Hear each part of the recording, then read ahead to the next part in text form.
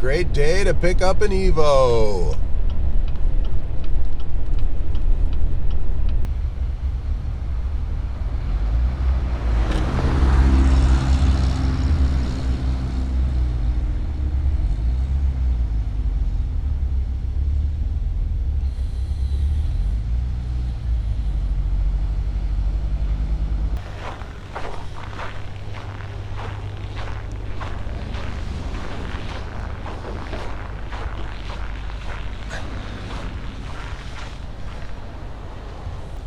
It is quite cold today.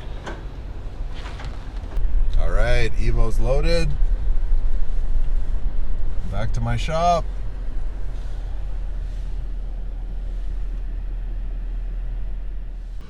All right, guys, so this week's project is going to be putting in a new built transmission and a built transfer case into my friend Devin's 600 plus horsepower E85 powered Evo 5. And currently the transmission is experiencing a bit of a grind from 4 to 5. It's too many crazy highway pulls, is my opinion. And the transfer case, which is built similar to the ones that I've done in the last couple weeks, is holding out fine. It's just while the transmission's coming out, may as well swap in a fresh transfer case. And then it'll give us the opportunity to just go through the one that was in the car for the last couple seasons. And but so far it doesn't seem like it's giving out at 600 plus horse. So yeah, so we'll be diving into this today. Okay, so as far as the transmission and transfer case removal, there are a few sort of items that need to come out. Now, the way I do it isn't necessarily the way everybody does it. From mechanic to mechanic, there's always people who have little tricks, and a lot of the shortcuts are based on speed. For me, myself, I don't have to go super duper fast. I just, it's not a requirement. I'm not in a shop, I'm in my home base shop. So for me, I don't need to set a land speed record. So the way I do it is revolves around sort of making it the most comfortable for me to get the transmission and transfer case out. So a few of the things that need to be removed. So now when you're pulling the transmission and transfer case, the axles have to come out. Now, as far as the axles are concerned, basically, you don't have to pull off the knuckle. What I do is I pop the outer tie rod off, I unbolt the knuckle from the coilover or the spring and strut, and I take off the disc and just bolt the Brembo brake back onto the knuckle, just so that it doesn't swing around and damage itself. As well, you got to be a little careful with the lines. Unbolt the castle nut on the end of the axle, and at that point, what that allows is for this entire assembly to be rotated out that way. So you can turn the whole thing like this, and it does make enough room to be able to slip the end of the axle out that way without much struggle. Now, at that point, you can do a few different things, but you can get under here with a pry bar or a drift and a mallet and just pop the axle off of that stub shaft. There's a C-clip on it. It's sort of a retention ring, and it just takes a few strikes and it pops off. All right, so as well, keep in mind the north-south bar has to come off, and I've done it without taking the downpipe off, but honestly, it's not worth the struggle. Just take the downpipe off as well, because that way you have you'll have a way easier time getting the transfer case out.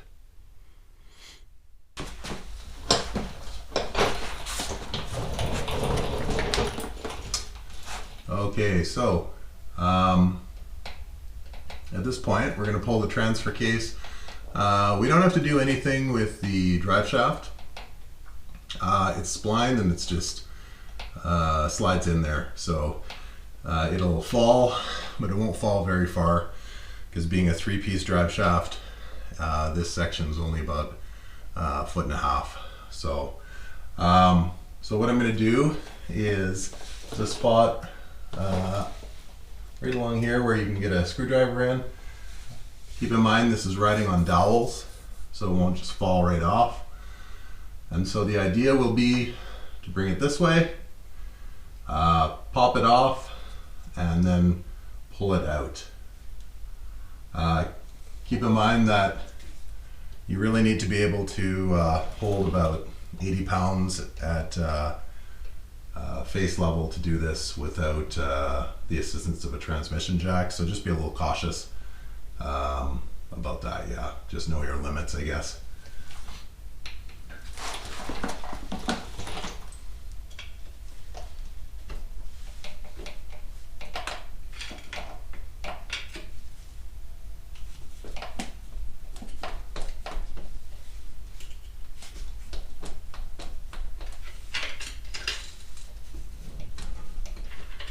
You just got to work it a little bit.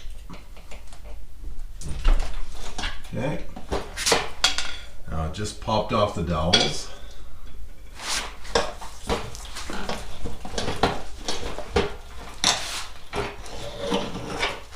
Try and get under it.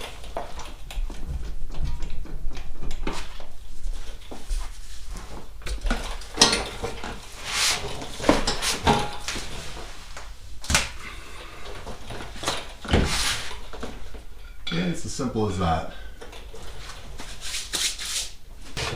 Okay, so there's the transfer case side of the transmission. These are the dowels that it was riding on. The most important O-ring in the whole assembly right up there. Make sure you keep track of that guy, or else your transfer case to transmission will create a leak. That's a vent that equalizes the air pressure between the two sides. All right, so make sure you keep that handy for your other transfer case. And like I said, the main drive shaft will just hang. All right, so it's time for the transmission to come out. I'll show you guys where I'm at here. Okay, so now just backing up and showing you guys what the setup is here. I have the car up about, I don't know, 4.5 feet in the air. Okay. I have a bench set up to sit on. And the idea is that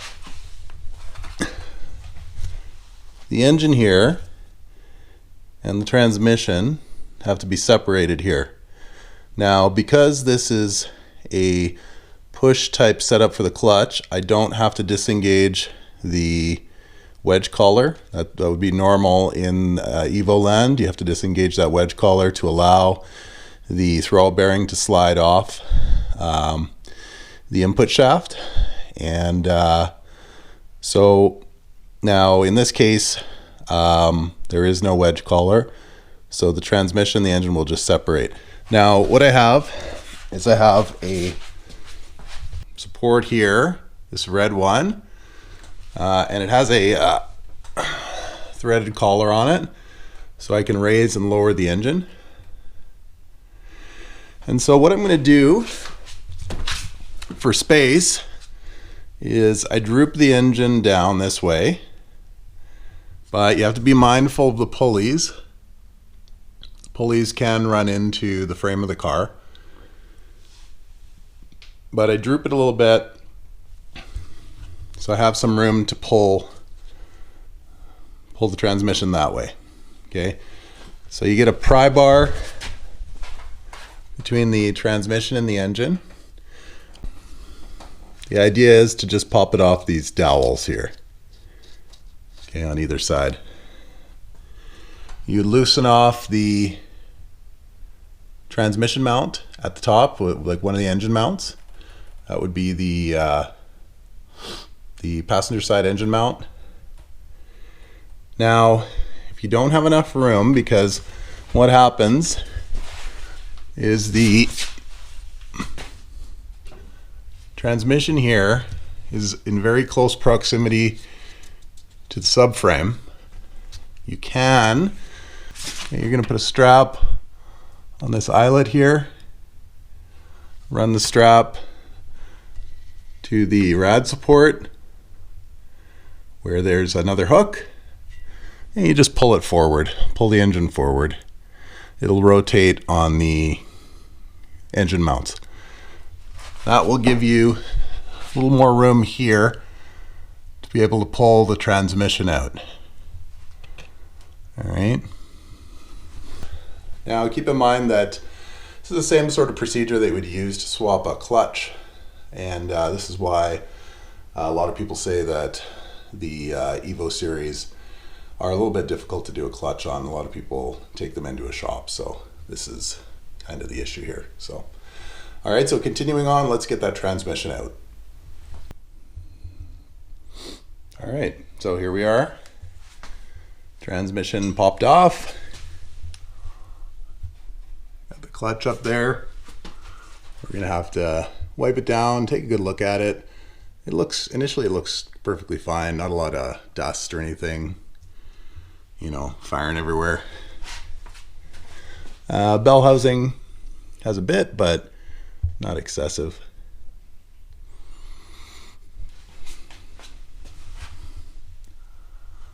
Okay, so a bit of cleaning. We'll clean up the wires a bit, pull them out of the way so that we have room to install the new transmission. And as you guys can see, this is why you need this support. So the engine now is suspended by one body mount, or sorry, one engine mount, which is right over there. This one right here.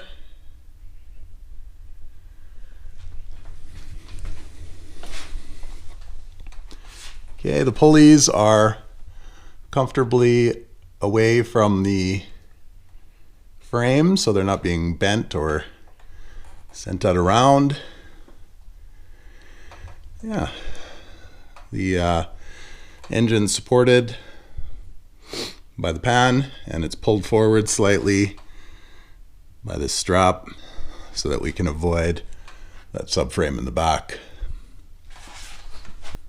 All right, so at this point we're going to do a bit of cleaning and get everything ready to reinstall a new built transmission. I'm just moving over some of the parts that are required to operate that push type clutch. Okay, so here we have the clutch release bearing. There's going to be no wedge collar. And so this is going to be a push type. Okay, so for a push type clutch to work properly and articulate properly, you need to just put a little bit of lubricant on the shaft here, which is the same design as the stock, and then just a little bit here on the output shaft sleeve, just right here, just a little bit, because the lever has to slide along here with the bearing on it, right? So just a little bit. Don't overdo it because you don't want it to spatter inside the clutch and get into the friction material. So okay, so this is pretty much ready to go in. However, I do have to clean up the clutch still, so I'll work on that as well. Okay, so in real time, getting the transmission seated against our 4G63 takes about 25 minutes of adjusting the jack up and down, transmission jack up and down. So it has to be pretty much level with the engine for that input shaft to slide into the clutch. So if it's on some weird angle, it's just not going to go. So keep that in mind. Now, as soon as you get some advice, now as soon as you see the flywheel become equal with the case, that means that your spline shaft from the transmission has gone into the clutch splines, and you can move to the dowel pins. Now there's two dowel pins.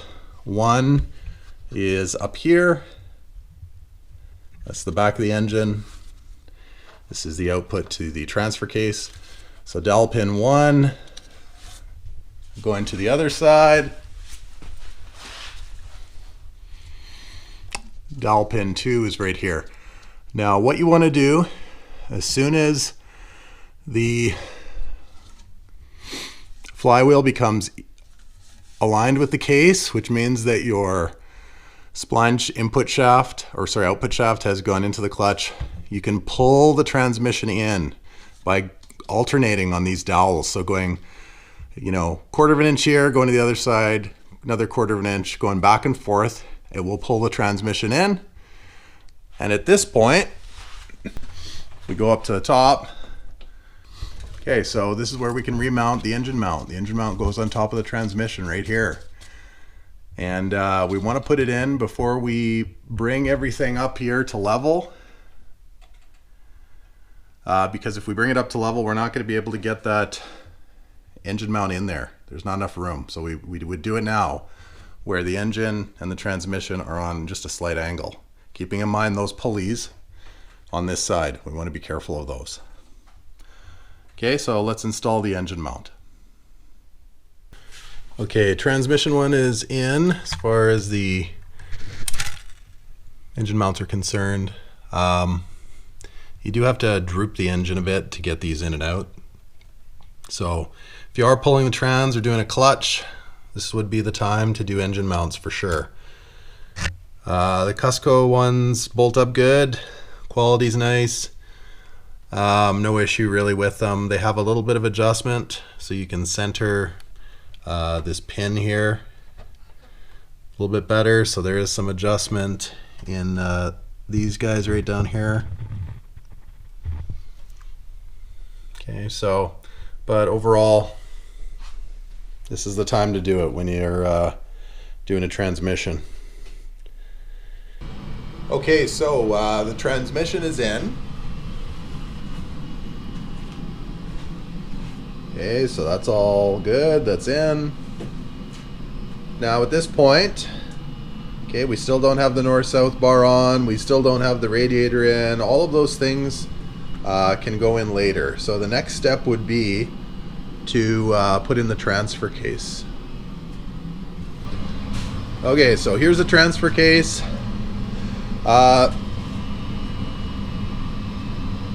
So this is going to be a built transfer case. It'll be assembled and machined by me. So a few things that were done to this case. We got larger metric M10 bolts holding the case together. The center section has been machined to accommodate the larger fasteners that appear on the 789 diff, so that'll be stronger as well.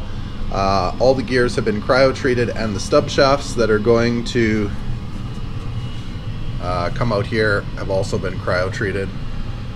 A bunch of seals have been done, it's been refurbished, so we're going to be putting this in. Now, an important feature of this transfer case, which people need to remember, I said earlier in this video, is this vent here.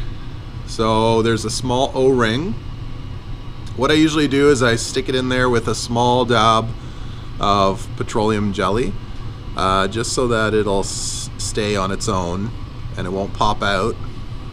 And then as well, I take, you don't have to use a lot, just a small little bit of petroleum jelly, and I go around this seal here so that it will pop into the transmission without jumping out or binding. Okay, so those seals, if you do make a mistake and they get pinched or if they shift, you're gonna have a leak. And it has happened to me because I've done so many of these, and now the whole job, half the job has to come apart again just for those two little seals. So just be very mindful when you put the transfer case in. Be cautious not to pinch them or shift them out of position.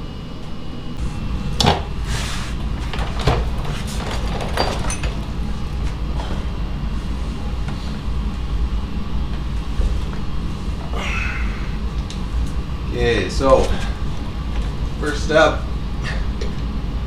just slide this on to the drive shaft.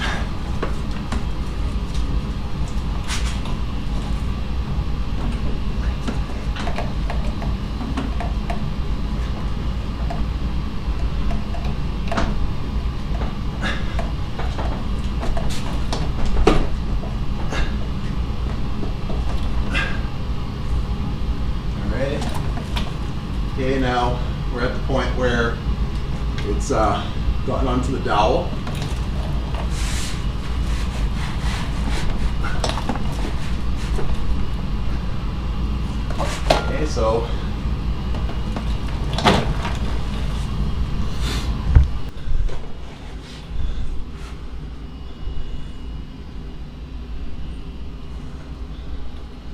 Okay, so drive shaft is in. This has been, transfer case has been kind of popped on up to the dowel, which is on the case here. You can see it right there. It's a bit hard to see, but so now, given that there's only that much space left, we can pull it in with the bolts. Okay, so I usually use the bottom ones, so this one here, pull it in. There's 3 across the top, kind of up inside there. They're hard to get to, so this is why you don't want to put on a down pipe or anything like that. You need to be able to reach up in there to get to those bolts. And that's it. Transfer case is in. Tighten it down. Make sure that those little seals aren't binding on anything or popped out of place, and you're good. All right, guys, so new transmission and new transfer case have been installed in the 600 horsepower E85 powered Evo 5 right here.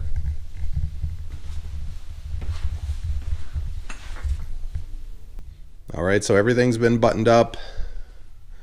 New transmission down there. Transfer case, you can't really see it, but trust me, it's there.